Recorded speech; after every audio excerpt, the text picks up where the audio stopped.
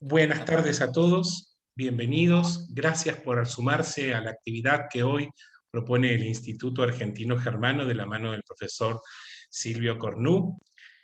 Nuestro agradecimiento especial desde ya a quien hoy va a ser el conferencista, Silvio, que está del otro lado, por no solo acercarse y proponernos, sino también por siempre sumarse a las actividades del Instituto y estar presente, ayudándonos y haciendo una fuerte colaboración con nosotros en esto que es difundir no solo la cultura alemana, sino también la cultura argentina y universal.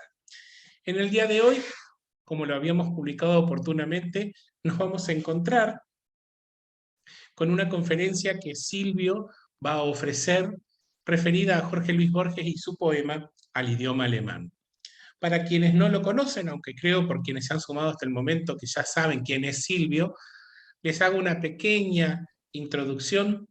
Silvio Cornú es profesor en letras y traductor de inglés. Se desempeña como docente de latín, historia de la lengua española y lingüística románica en la Universidad Nacional del Litoral. Ha participado en diversos congresos y seminarios, dictado de cursos y publicado numerosos trabajos sobre lenguas y culturas clásicas y modernas, el español como lengua materna y extranjera, los estudios comparativos y la traducción.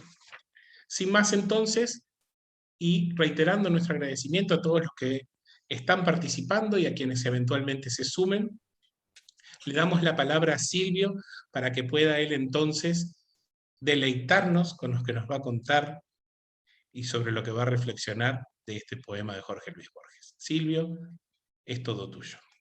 Muy bien, muchas gracias. Bueno, ustedes pueden seguir en la pantalla el poema. Yo tal vez lo siga un poco acá en mi escritorio, por eso van a ver que bajo un poco la vista.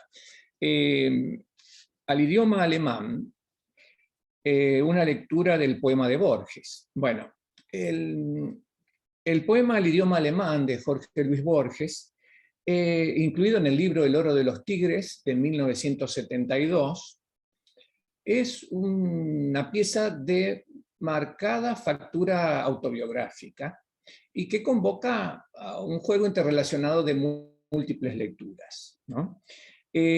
A través del yo lírico que se presenta en el poema, el autor despliega su mundo de relaciones con las lenguas que han signado y alimentado su vida y su obra. Sobresale la vinculación que ha tenido en esta oportunidad con el idioma alemán. Según lo sugiere el título del poema y la presencia de rasgos gramaticales, discursivos de la lengua alemana y de referentes literarios y culturales adscriptos a esta lengua. Estas alusiones y las inferencias que suscita el texto, en su conjunto, lo sitúan genéricamente en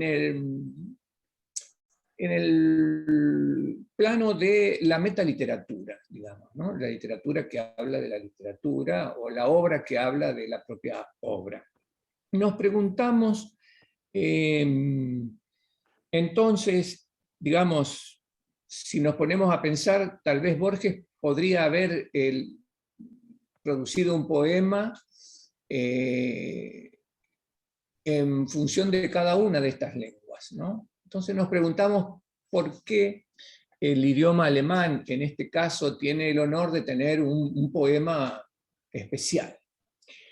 ¿Qué peculiaridades conllevará esta lengua para este hecho? Bueno, analizaremos ahora algunos recursos del autor que nos permitan, en cierto grado, dar cuenta de esto, ¿no? Entonces, en primer lugar, ustedes tienen ahí el poema, yo voy a tratar de recitarlo y ustedes lo pueden seguir en la pantalla. Bueno, al idioma alemán. Mi destino es la lengua castellana, el bronce de Francisco de Quevedo, pero en la lenta noche caminada me exaltan otras músicas más íntimas.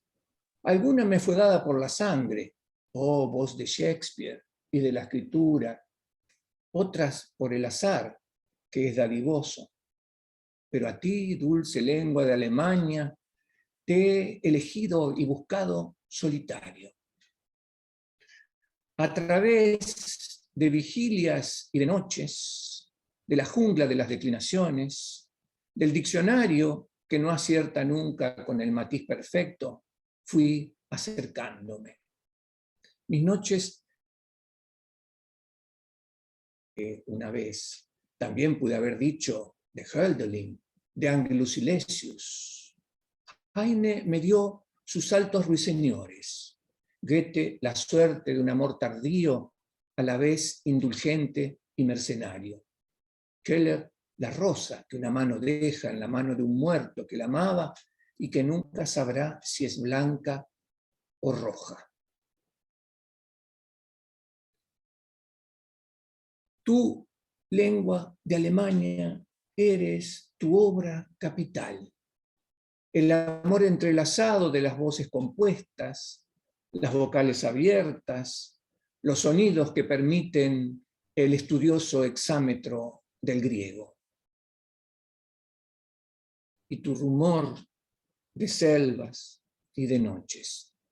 Te tuve una vez, hoy, en la linde de los años cansados, te diviso lejana como el álgebra y la luna.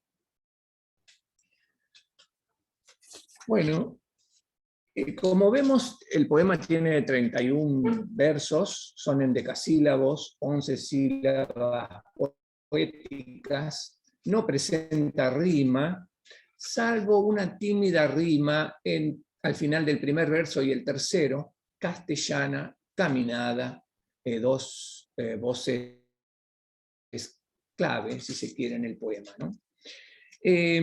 No presenta estrofas, pero dado que los puntos, salvo uno, los puntos se dan al final de algún verso, podemos contar 7 tramos. Fíjense, sería de 4 versos, 3, 4, de 4 versos, 5, 4, 3, 6, 6, 3. El último segmento va a tener un punto interior que alguna relevancia poética seguramente acarreará, ¿no es cierto? Bueno, tomar en cuenta estos tramos es importante porque ya induce a un cierto ritmo de lectura, ¿no? Por su distribución y por el contenido que tiene. Yo me fijé bien, sí, acá, para no equivocarme en los números, cantidad de versos, se siente algún ruido, 4, 5, 4, 3, 6, 6, 3. Es una disposición según lo que en la retórica clásica se llamaba quiasmo, ¿no? Una estructura especular en espejos, vulgarmente uno dice capicúa, ¿no es cierto? Bueno, que no es muy poético decirlo, pero ya lo dije. Y bueno, esto nos trae ecos pitagórico-virgilianos, ¿no? Virgilio compuso sus bucólicas tomando en cuenta toda la cuestión aritmética, musical que venía de Pitágoras. Este cuidado de la numerología en la composición. Bueno, partamos con el título y comencemos con el primer tramo. Mi destino es la lengua castellana, el bronce de Francisco de Quevedo, pero en la lenta noche caminada me exaltan otras músicas más íntimas. Comienza desde luego el título, como dijimos, la alabanza al idioma alemán, pero inmediatamente comienza a hablar de su lengua materna. Y la menciona como, bueno, mi destino es la lengua castellana, el bronce de Francisco de Quevedo. Ya se ven en este primer tramo las marcas autobiográficas, ¿no es cierto? El posesivo mí en el primer verso, al comienzo, el pronombre personal me en el cuarto, y así va a seguir en todo el poema. Tenemos un sintagma en la lenta noche caminada. Yo dije sintagma, sí, porque vamos a ver palabras, oraciones completas, palabras intermedios entre la palabra y la oración, ¿no es cierto? Por ejemplo, la lenta noche caminada. Esto nos induciría a pensar que referiría a la existencia del propio Borges, ¿no es cierto?, a la vida de Borges. Vemos que noche es el centro de ese sintagma, ese sustantivo, que inaugura el campo semántico de la noche. Va a estar al menos 2 veces más repetida la palabra noche o noches, con distintas acepciones. Y está doblemente adjetivado. Llama la atención porque Borges es muy escueto con el uso de adjetivos cuando son insustanciales. Evidentemente estos dos no lo son. Lenta noche caminada. Ahora acá ya de primera instancia tenemos lo que se llama una doble hipálaje, sería. Porque, digamos, la noche no puede ser lenta, ni tampoco eso está caminada. Quien la convierte en algo similar es el ser humano que la transita, ¿cierto? Entonces, esos adjetivos lenta y caminada son más que nada atribuidos al propio yo lírico que representa al autor. ¿Por qué lenta esa existencia? Caminada quiere decir ya con mucho tiempo recorrido. Y, como dije, se llama una doble hipálaje. Ahora, pensemos también cómo ya surgen múltiples lecturas. La noche refiere a algo temporal, el día, la noche, y sin embargo, acá se está caminando un espacio temporal más que un espacio espacial, ¿no? Ahí ya empieza a asomar una contaminación, podríamos decir, de los parámetros temporales espaciales, que van a tener también todo el poema.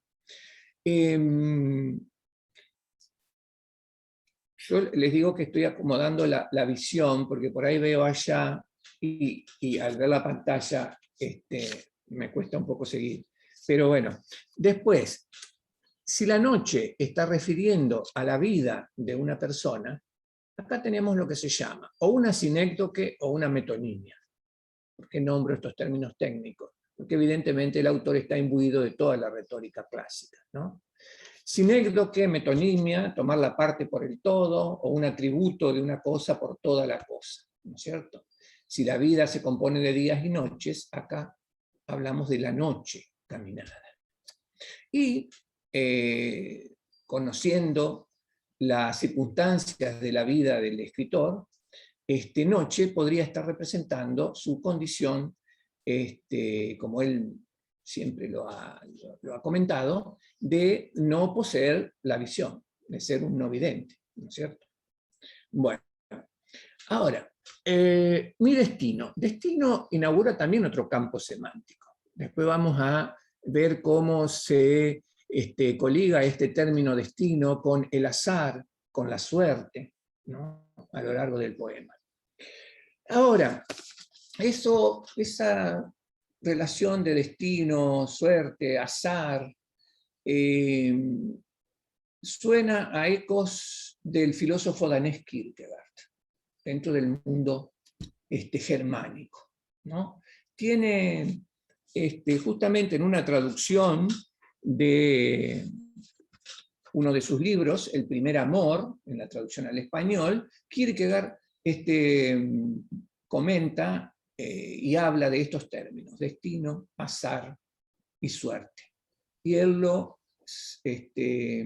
relaciona con la inspiración de la poesía, del escritor. O sea, no basta que llegue la musa, sino no perder la ocasión, digamos, y estar preparado con dotes propias de poder aprovechar lo que la musa trae. Hay un pero en el tercer verso, una conjunción adversativa, que nos podría llevar a pensar a esta diferencia entre la lengua castellana es mi destino, pero me exaltan otras músicas más íntimas. De primera instancia parecería desmerecer un poco la lengua castellana. Sin embargo, considero que en esta lectura que ese pero no es del todo excluyente. Íntimas, acá Borges está imbuido de la cultura clásica también, y el latín, como lo ha mencionado a Virgilio, nunca va a faltar en el trasfondo. Íntima o intimus en realidad es un superlativo, ¿no? Tendríamos intus, interior sería el comparativo, e intimus, ya que no intimissimus, sería en lo más profundo de cada uno, algo recóndito. Y en ese juego de distintos grados de intimidades, la lengua castellana ocupa un lugar, las otras otro, y dentro de esas otras, un poco más íntimas, por algo lo dirán, está el alemán. En el primer tramo también podemos referir cómo menciona la lengua castellana con esa especie de aposición, ¿no? Como si la lengua castellana fuera el bronce de Francisco de Quevedo. De primera instancia podemos decir Quevedo, y por qué no Góngora, la contracara barroca, ¿no? Conceptista Quevedo y culterano Góngora. El hecho es que Borges ha tanto exaltado a ambos exponentes del barroco, como ha puntualizado puntos débiles en cada uno de ellos. Pero siempre termina inclinando la balanza por el lado de Quevedo, ¿no? Por ejemplo, y siempre con su ironía, ha dicho, por ejemplo, que le interesan a él los pasajes quevedianos de Góngora, ¿no? Incluso en el año 1927, cuando se cumplía el tercer centenario de la muerte de Góngora, la generación española del 27, que tomó su nombre por ese hecho, en el acto de conmemoración, Borges, era joven en ese entonces, menos de 30 años, tuvo oportunidad de pronunciar un discurso y, palabras más, palabras menos, dijo algo así como: celebro la decisión de celebrar la figura y la obra de don Luis de Góngora cada 100 años. Fíjense la ironía. Bueno, ahora, y a Quevedo, los puntos débiles, ¿por qué bronce? De primera instancia es algo casi literal, digamos. Se conocen los llamados poemas de bronce o estatuarios de Francisco de Quevedo, ¿no? Son poemas dedicados a 3 estatuas de bronce, más que a los reyes que representan, que sería Felipe III, las 2 primeras estatuas, y Carlos V, la tercera. Por supuesto que Quevedo resalta el material de que están hechas las estatuas, que sigue en pie por ser duradero, el bronce, más allá de que sus referentes vitales y regios hayan desaparecido, ¿no? Esto recuerda a Horacio en su Oda 30 del libro 3, donde decía: exegi monumentum aere perennius. Erigí un monumento más perenne que el bronce, ¿no? Aes aeris, bronce. Y está hablando de su propia obra, Virgilio, ¿no? Horacio, perdón. Bueno, destino, y pronto en los versos 8 y 9 vamos a ver que frente al destino, que le opone la existencia, llámese el fatum romano o la Moira griega, digamos, ese destino inexorable, él va a presentar el poder de la elección, ¿no es cierto?, en su vida y en los recursos que utiliza para componer su obra. Y se está planteando acá, desde el momento en que mencionamos a Kierkegaard, a la contaminación de los parámetros temporoespaciales, el poema, podríamos decir que va construyendo su propio trasfondo filosófico, ¿no? Y nos va a los lectores sumergiendo en ese trasfondo paradójico propio de la obra y la vida de Borges, ¿no? Donde el oxímoron, la paradoja, la antítesis, la hipálaje, como mencionamos, la ironía, la parodia, están siempre presentes, ¿no? Entonces, podemos seguir leyendo. Alguna habló de músicas más íntimas, ¿no? Ya desde el título se abrió otro campo semántico, que es el de las lenguas, por supuesto. Y acá vemos que menciona las lenguas como si fueran músicas. Sigue el poema. Alguna me fue dada por la sangre, oh voz de Shakespeare y de la escritura. Otras por el azar, que es dadivoso. Pero a ti, dulce lengua de Alemania, te he elegido y buscado solitario. Oh voz de Shakespeare, música, lengua, música, idioma, voz de Shakespeare. Acá por supuesto que también hay hipálages, ¿no es cierto? O sinécdoques, el todo por la parte, etc. Y ahí aparece el inglés, y de la escritura el hebreo tiene una rama de ascendencia judía. Otras por el azar, que es dadivoso. El azar es una voz de origen árabe. Recordemos la presencia de los árabes en España, a diferencia del resto de Europa, y la cantidad de términos de origen árabe que presenta el español, más de 4.000. Az-Zahar sería el dado con el cual se echa la suerte, ¿no?, en árabe. O sea que lo semántico coincide, ¿no?, con el origen, digamos, ¿no?, que tenía en la filiación árabe.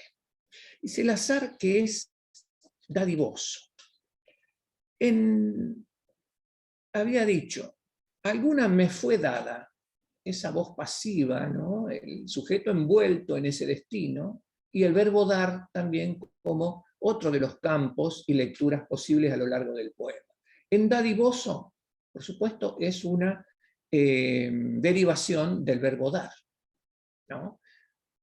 Más adelante mencionó las voces compuestas, propias de las lenguas germánicas, ¿no? Dos palabras, para decirlo rápido, amalgamadas en una, ¿no? Bueno, tipo, a ver, casa quinta, digamos, ¿no?, en el español. En cambio, las lenguas romances, el latín, son más ricas en derivación, prefijos, otro tipo de afijos, o bien las desinencias finales de persona, de género y número. Y fíjense qué efecto tiene, ¿no? Otras por el azar, da la impresión que ese dado se tira en el verso y se esparce en las 4 sílabas de ese adjetivo tan bien seleccionado a fin de verso, dadivoso, ¿no?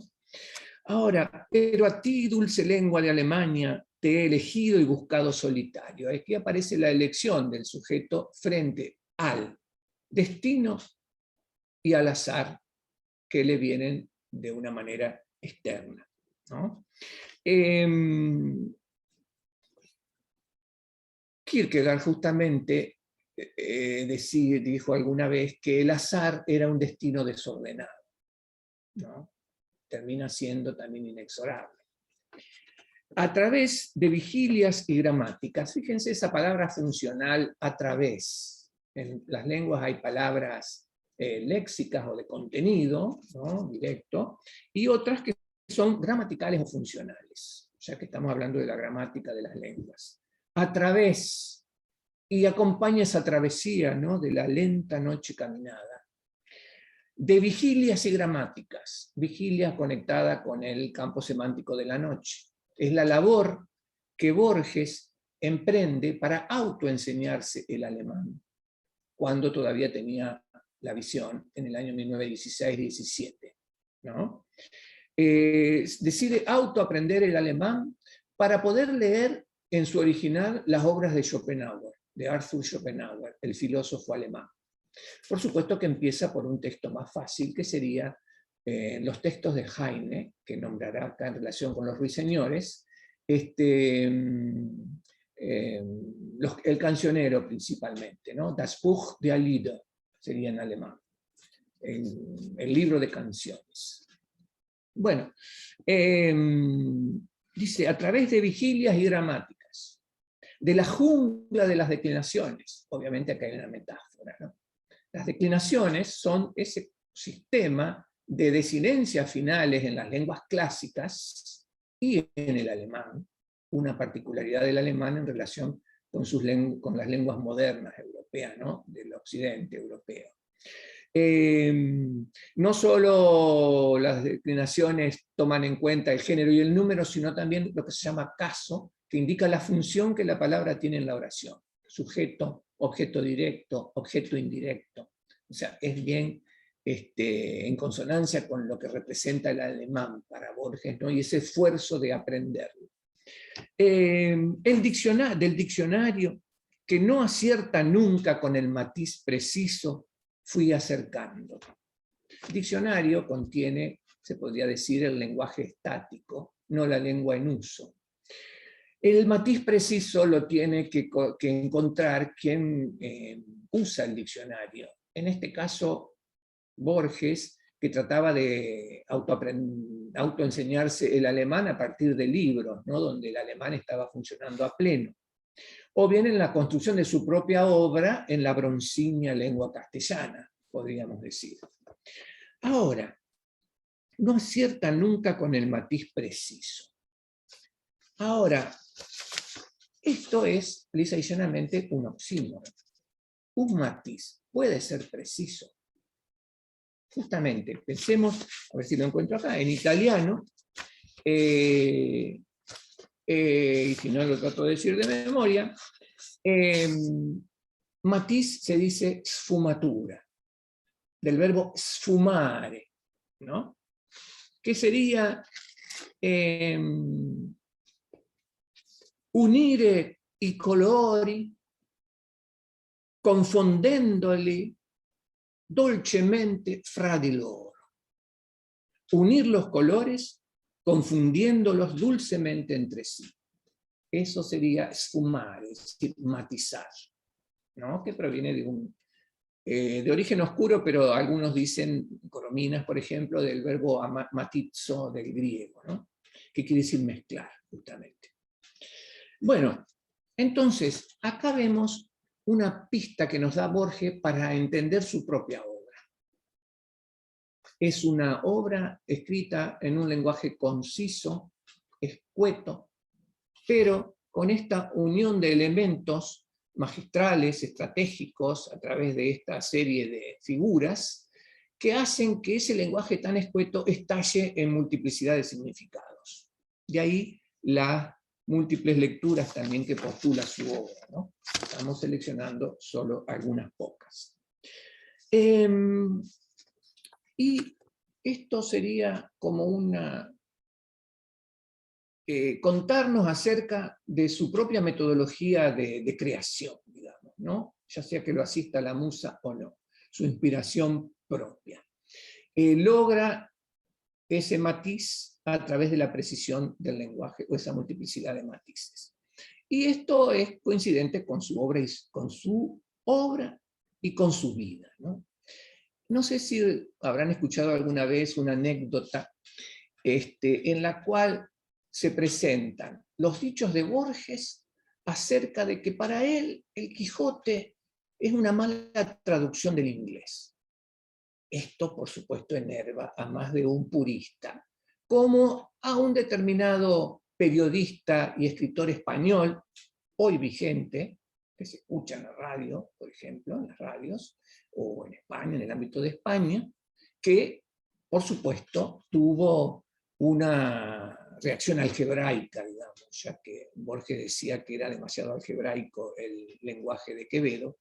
Tuvo este periodista, escritor, una reacción algebraica ante este desatino de Borges, tanto es que se vio compelido este escritor a terminar diciendo que Borges era lisa y categóricamente un gilipollas, dijo.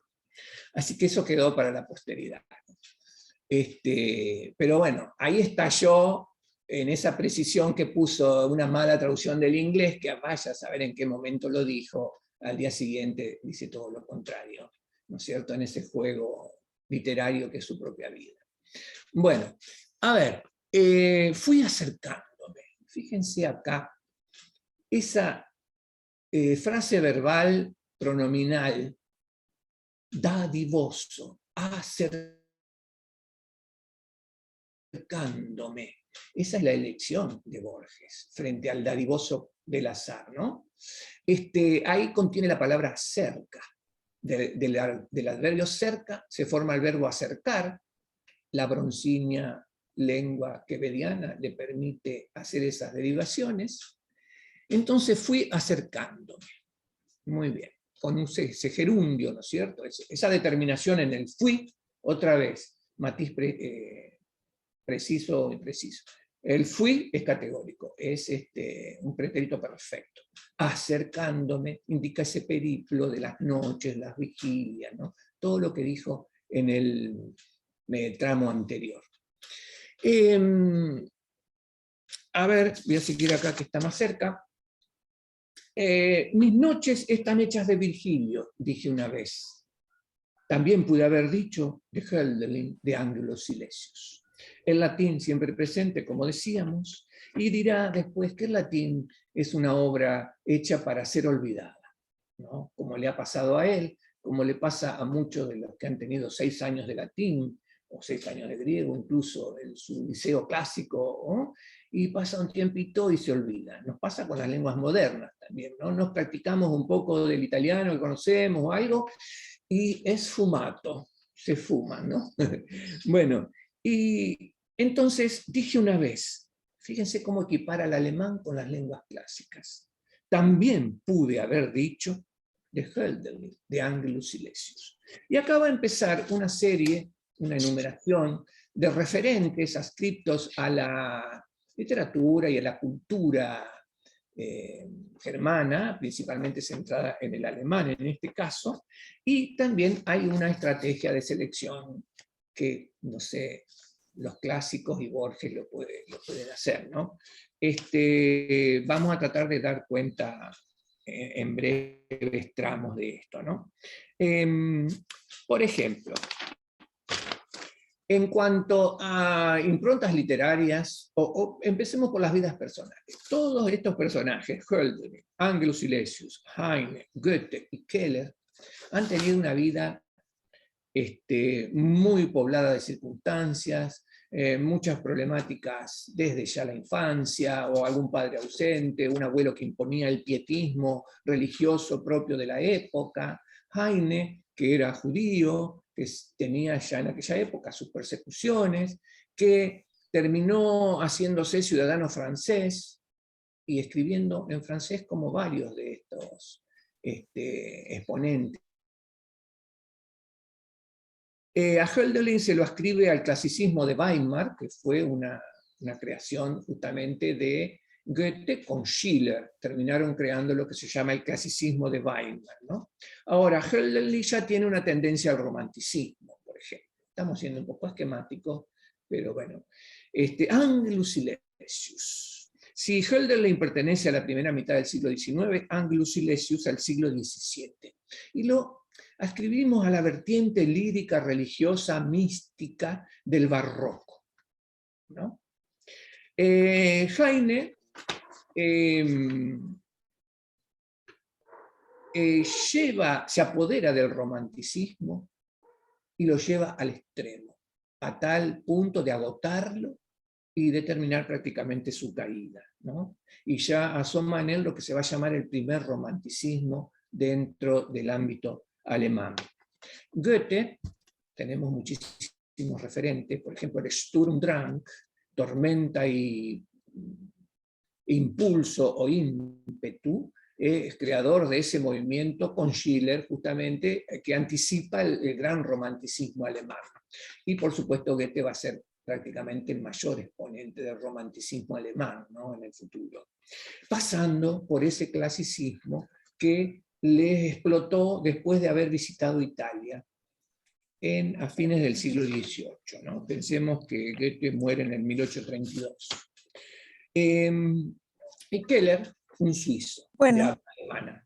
Incluso tenemos hasta eso, no centrado solo en la Alemania, ¿no?, sino en Suiza.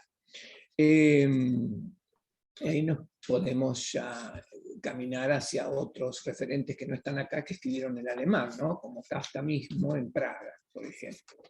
Bueno, ahora, esa es la visión de vida y de movimientos literarios culturales de estos exponentes.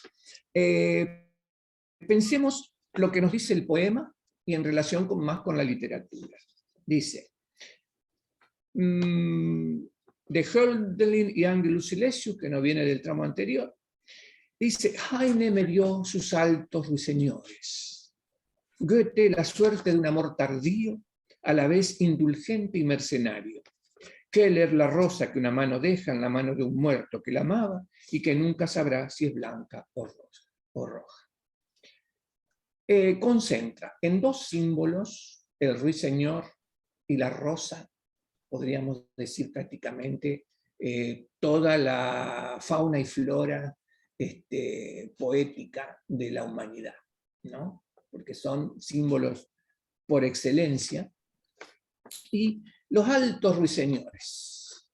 En ese lectima altos, hace ruiseñores que van a estar en lo alto, en la cima de los árboles, y también altos en estima, ¿cierto? En alguna traducción al alemán se traduce como laute, dirigido, creo que orientado más al alto poder de su canto, ¿no?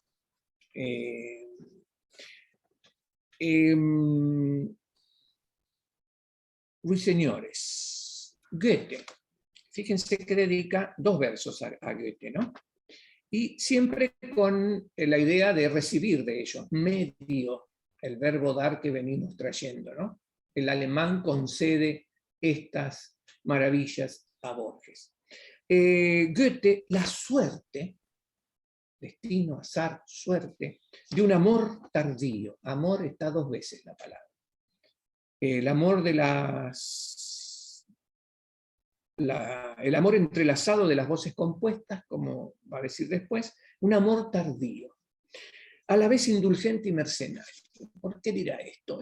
En varias entrevistas Borges ha dicho que le ha costado llegar a Goethe. Yo no soy, decía, no dijo fanático por supuesto, pero un admirador de Goethe. Yo no admiro el Fausto como debería admirarlo, pero sí admiro sus elegías romanas, por ejemplo, ¿no? Ahora, con el correr del tiempo, acepta a Goethe, imposible no aceptarlo a Goethe dentro de la cultura alemana y de la cultura mundial, porque está en todos los recovecos habidos y por haber, pintor,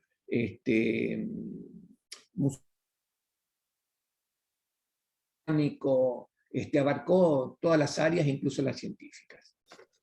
Ahora, acá podemos establecer una relación entre Goethe y Quevedo, ¿no? Otro de los puntos débiles que ve Borges en Quevedo, cuando habla del bronce como lo demasiado algebraico y el rigor demasiado lógico de su escritura, pero siempre la rescata, ese rigor, y aparte el rigor de la vida de Quevedo, dice Borges, Quevedo no ha podido dar con un símbolo que lo pudiera perdurar en la imaginería y en el amor de la gente, ¿no? En la posteridad. Cuesta llegar a la obra de Quevedo. Goethe es, en este sentido, el caso contrario. Sobran los símbolos para pensar en Goethe. Inmediatamente el Fausto, el Werther, ¿cierto? El Wilhelm Meister, ¿no? Y ni hablar del Sturm und Drang, como dijimos, del Bildungsroman, o sea, esas narraciones de edificación o de construcción, ¿no? Eso es lo que seguramente al principio le molestaba a Borges de Goethe, por contraposición a la falta de simbología y de plasticidad, digamos, en lo semántico, ¿no? De Quevedo. En la poesía, la conferencia, también analiza elogiando un soneto de Quevedo y puntualiza varios problemas en ese soneto y termina diciendo, pero el verso termina superando a lo semántico, ¿no? O al pensamiento. Bueno, en cuanto a los símbolos que vemos acá, aparte del ruiseñor, Keller. Keller es el exponente suizo alemán, ¿no es cierto? Y si uno, cuando mencionó Angelus Silesius, es muy probable que inmediatamente se nos haya figurado el símbolo poético de la rosa, ¿no? Die Rose ist ohne Warum. Sie blüht, weil sie blüht. Lo hemos mencionado en los talleres en los que frecuentamos, ¿no? La rosa no tiene por qué, florece porque florece. Es decir, la belleza no se puede analizar porque si tratamos de racionalizarla, se destruye. Y eso ya viene de la línea mística que se hereda de Angelus Silesius, ¿no? Y sin embargo, fíjense el desplazamiento que hace dentro de la precisión, pero esa paradoja, ¿no?, de desplazar un poco su elección de términos para explotar en múltiples signos. Porque si lo hubiera escrito de entrada a la rosa en Silesius, Angelus Silesius, nos quedaría la incógnita de saber, y bueno, ¿y se prolongó ese símbolo en quienes lo siguen? En cambio, al colocarlo en un exponente posterior, ya no, nos lleva a su propia obra también, ¿no? ¿Cuáles serán los precursores de los precursores de Kafka, ¿no? ¿Cuáles serán los precursores de ese símbolo y de su circulación en la literatura?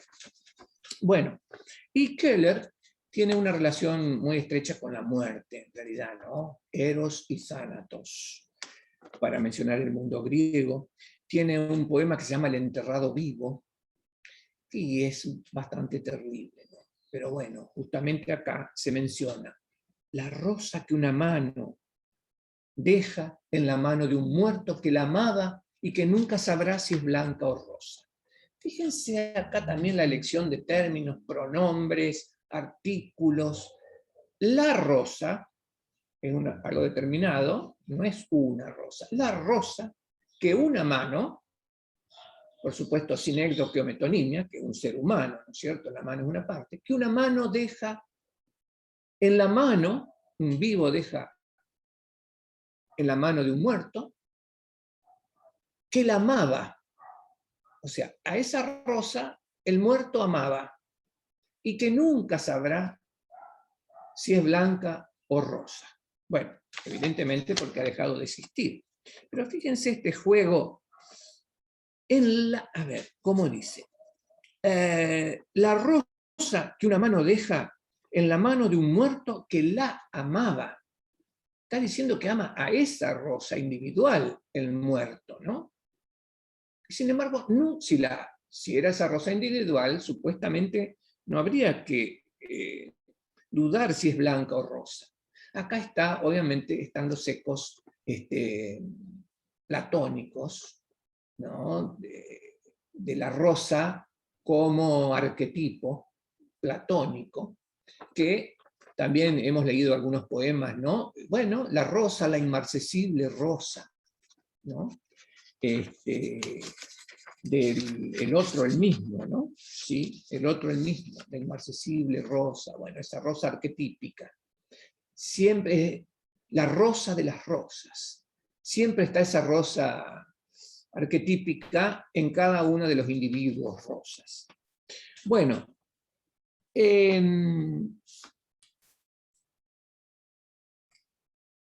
yo voy recopilando algunas cosas, porque acá quedó esto de a la vez indulgente y mercenario, ¿no? En esta serie de exponentes. En definitiva, pensamos que Borges también tuvo que ser indulgente y mercenario con su amado Quevedo, ¿no? Porque resalta sus defectos y sin embargo lo acepta por completo.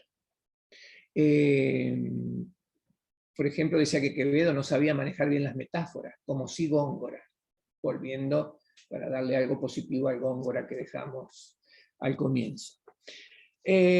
Tú, lengua de Alemania, eres tu obra capital. Acá hay un encabalamiento, ¿no? Que ya lo venimos viendo desde el comienzo, los encabalamientos. Obra capital, dividido en dos versos. La corredera semántica, digamos, se interrumpe en la mitad de este sintagma que se divide en dos versos. En una traducción al alemán, o en varias, yo he podido consultar 4 traducciones al menos de este poema al alemán, ¿no? Y se habla de Hauptwerk, Werk como work en inglés, obra, y Haupt, cabeza, capital, ¿no? Per cápita, capital. Y ahí evidentemente, debido a esa palabra compuesta, el alemán no pudo hacer este encabalgamiento. Tampoco lo hace con vocales abiertas, ¿no? Algo así era offenen Vokalen, ¿no? Podría haberlo hecho, pero es un punto de investigación, tal vez en el alemán no sea tan fácil hacer encabalgamientos como en el español. Eso habría que averiguarlo, sería un punto interesante. Una lectura más que nos queda pendiente. Ahora, eres tu obra capital, el amor entrelazado de las voces compuestas. Ya estuvimos hablando de qué se trata. Las vocales abiertas. Borges podría haber elegido directamente el inglés, ¿no es cierto? Prácticamente, casi al lado de su lengua materna, aunque él mismo dice, y no, hay veces en que me faltan palabras en inglés que sí las tengo en el castellano, ¿no? Pero el inglés presenta ese defecto, bueno, que ha tenido una evolución muy distinta a sus hermanas lenguas germánicas, y ya no presenta las vocales abiertas que sí presenta el alemán y que Borges tanto rescata, ¿no? Ese juego vocálico. El alemán ha sido puente de Borges a través de su aprendizaje para recuperar un poco esos sonidos indoeuropeos, ¿no? Del origen de esa lengua de la cual supuestamente vienen las latinas, el griego, las germánicas, porque aprovechó su propio método de autoaprendizaje para aprender en lo posible el anglosajón, el escandinavo antiguo, buscando esos sonidos que el alemán les permitía y que no el inglés, ¿no? Bueno, después dice, los sonidos que permiten el estudioso exámetro del griego. Esto parece medio virgiliano, ¿no? Estudioso exámetro. El exámetro es un verso particular de la épica griega, la homérica, y de otras manifestaciones genéricas, pero principalmente de la épica, que después va a tomar Virgilio en su épica romana, ¿cierto? En la Eneida, a imagen y semejanza de Homero. Hexa son 6 metros, 6 pies métricos. Sumando, los pies tienen prácticamente 2 sílabas. La última queda un poco trunca, entonces de las 12 quedan 11. Y fíjense qué interesante cómo une lo griego, lo latino y lo endecasílabo de todo este poema suyo. porque el hexámetro es el origen del endecasílabo, ¿no? Que el español a la vez recibió del italiano recién en el siglo XVI, porque las manifestaciones eran con el octosílabo de la copla, digamos, ¿no? Y un virgiliano, Garcilaso de la Vega, en sus elegías incorporó el endecasílabo en el siglo XVI a la lengua española. Nos mueve Borges a esta lectura el castellano, ¿por qué no dijo directamente español? Y dice idioma alemán, ¿por qué no lengua directamente? Porque vemos que está cubriendo un ámbito de acción del alemán en geografía, en historia, muy amplio, ¿no? Entonces idioma, como dentro de su parte sinonímica con lengua, refiere un poco más a lo peculiar, ¿no? Esa peculiaridad tendrá la lengua alemana para tener un poema en su honor, ¿no es cierto? Bueno, dice, estudioso hexámetro. El hexámetro no es estudioso, es estudiosa la persona que lo aprende. Otra hipálaje, ¿no? Adjetivación desplazada. Fíjense la conjunción de lo semántico con ese engranaje discursivo, gramatical, ¿no? Tu rumor de selvas y de noches. Noches que recopila las noches que mencionó antes, ya sea su ceguera, sus vigilias de estudio, ¿no? Y ahora, noches aplicadas directamente al alemán. Selvas con las cuales nos invita Borges a releer su propio poema. Habló de la jungla de las declinaciones. Casi que se nos pinta la famosa selva negra, ¿no es cierto?, de Alemania y todo relacionado con, bueno, la mitología germánica, ¿no?, y de las lenguas germánicas. Y es el rumor, ¿no?, de las vocales abiertas, de la consonancia de sonidos, etcétera, etcétera. Dice, te tuve alguna vez, punto, un punto interior. 4 palabras a la izquierda, 4 a la derecha. Viene a la manera clásica. Te tuve. Al alemán había dicho, te he elegido y buscado solitario. Un pretérito perfecto compuesto que fue Borges quien lo reintrodujo a partir del inglés, porque es muy usado, de su uso del inglés, que lo reintrodujo en la lengua española, ¿no? El pretérito perfecto compuesto. En toda la zona litoral tendemos al pretérito perfecto simple, ¿no? Te tuve, pretérito perfecto simple.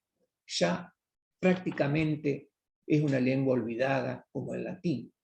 Te tuve alguna vez, esos pronombres indefinidos también, ¿no? Una vez el latín, alguna vez el alemán, ¿no? Esa es otra lectura que podemos hacer. Hoy, el momento de la escritura, en la linde, encabalgamiento, de los años cansados, la lenta noche caminada, mi periplo nel mezzo del camino de nuestra vida, ¿no? El periplo de camino vital. Hoy, en la linde, nos lleva la etimología, límite, en los límites, de los años cansados de su propia vida, ¿no? Te diviso, lejana como el álgebra y la luna. Divisar, un verbo de percepción. Divisar implica ver algo, divisar, ¿no es cierto? O sea que ese olvido evidentemente no es total. Es como le ha pasado con el latín.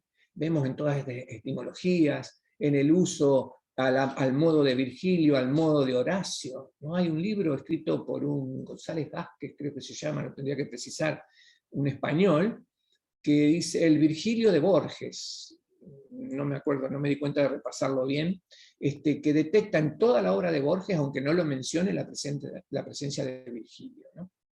Que fue el único autor latino que quedó en la Edad Media prácticamente, porque se podía leer religiosamente, ¿no? aunque no, y Dante lo eligió para que lo conduzcan en el infierno, por algo será.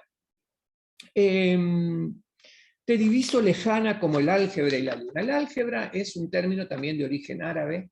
Al comienzo quería decir componer los huesos rotos, ¿no? Álgebra.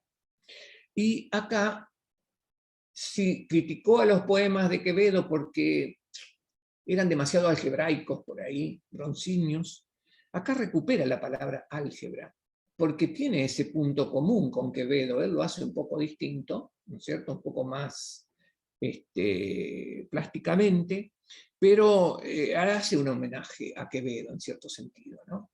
Más allá de que también habla del álgebra Góngora y tantos otros. Y la luna, como otro de los símbolos clave, rosa, ruiseñor, luna, que nos lleva a la lengua alemana. Inmediatamente uno, pero luna en alemán es masculina, es masculino, y el sol es femenino. Acá es bien femenina, la luna. Ahora, el álgebra. ¿Es masculino como está presentado por el artículo? ¿O decimos las álgebras? Yo casi que propondría otra lectura para otro día, ¿no? ¿Por qué eligió justo el álgebra, esa particularidad del español, que utiliza la forma del masculino singular para que no choquen cacofónicamente dos aes al comienzo? Ahora, para ir cerrando, por supuesto, dado el tiempo,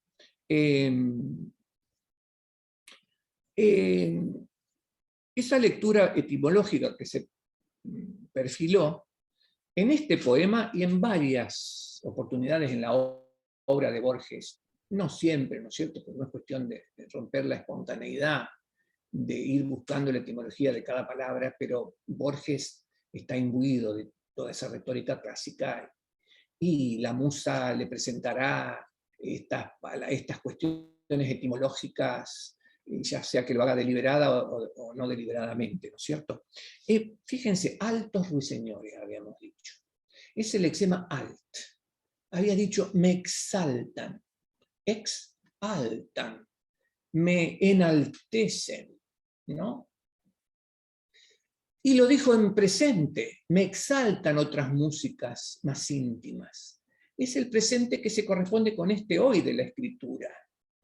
O sea que olvidó el alemán o el latín. Está lejano, lo divisa, ¿no? Borges siempre lo hemos escuchado hablar de que hay que olvidar para recordar, ¿no? Bueno, si vamos a un diccionario de latín, vemos que en latín altus aún, masculino, femenino, neutro, alto, quiere decir distancia en altura, también en dignidad, como ocurre con el ruiseñor, ¿no es cierto? Pero también en profundidad. Pensemos cuando decimos alta mar, no es en lo profundo del mar, pero es allá en lo lejano del mar, lo lejano, fíjense para relacionarlo con lejano, en lo lejano del mar, en lo íntimamente profundo. O sea, se coliga con el superlativo íntimo que había usado para las lenguas al principio, ¿no? Es decir, que Borges nos está diciendo, y no, la lengua alemana quedó tan íntimamente situada en mí como el latín, por ejemplo, ¿no es cierto? Y está lejana en mí, por eso dice lejana como el álgebra y la luna, lejana en mí, pero en profundidad, en un lugar recóndito. Esto es un poco esa explicación, ¿no? De que te diviso lejana. Fíjense, lejana, habíamos dicho acercándome. Y yo resalté el adverbio cerca, recóndito en ese periplo del autor, ¿no?, acercándose a la lengua alemana, ¿no? Está el lexema cerca. Y ahora dice, a esa lengua a la cual me acerqué, está lejana, cerca, lejos. Pero los otros términos, por la etimología, nos habilitan a pensar que está muy profundo en su ser. Hay muchas cosas para decir más, muchas otras lecturas, pero, digamos, creo que ya es hora de cerrar, según el tiempo que tenemos estipulado, habíamos mencionado en varias ocasiones a la inspiración de Borges, a la musa, ¿no? Y en estos momentos de conclusión, recuerdo un poema muy breve de una poeta rusa, Anna Akhmatova, que se llama, de principios del siglo XX, ¿no? Que se llama La Musa. Y en sus escasas 8 líneas, la poeta presenta a un escritor algo falto de inspiración, que en la alta noche espera la llegada de la musa, ¿no? Cuando la musa arriba, se le queda mirando al escritor larga y fijamente. Y le pregunta, ¿eres tú la que dictó a Dante las páginas del infierno? Y la musa responde, yo soy aquella. La musa había llegado al poeta. A mí se me figura que cuando la musa llega a Borges, Borges le dice, tengo esto preparado para vos. Y le recita su composición, que no es otra que el poema al idioma alemán. Entonces Borges le dice a la musa, al idioma alemán, mi destino es la lengua castellana, el bronce de Francisco de Quevedo, pero en la lenta noche caminada me exaltan otras músicas más íntimas. Alguna me fue dada por la sangre, oh voz de Shakespeare y de la escritura, otras por el azar, que es dadivoso. Pero a ti, dulce lengua de Alemania, te he elegido y buscado solitario, a través de vigilias y de noches, de la jungla de las declinaciones, del diccionario que no acierta nunca con el matiz preciso, fui acercándome. Mis noches están hechas de Virgilio, dije una vez. También pude haber dicho de Hölderlin, de Angelus Silesius. Heine me dio sus altos ruiseñores. Goethe, la suerte de un amor tardío, a la vez indulgente y mercenario. Keller, la rosa que una mano deja en la mano de un muerto que la amaba y que nunca sabrá si es blanca o rosa. O roja. Tú, lengua de Alemania, eres tu obra capital. El amor entrelazado de las voces compuestas, las vocales abiertas, los sonidos que permiten el estudioso exámetro del griego y tu rumor de selvas y de noches. Te tuve alguna vez.